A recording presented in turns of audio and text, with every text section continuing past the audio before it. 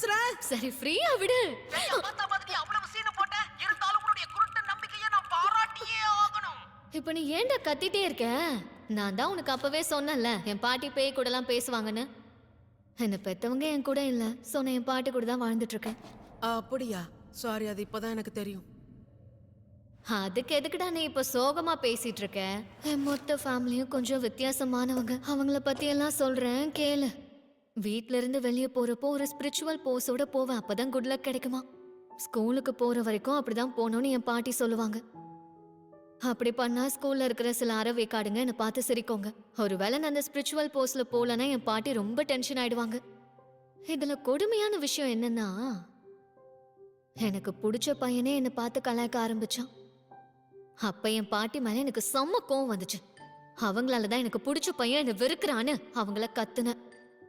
அப்ப அவங்க மனசு கஷ்டப்படும்னு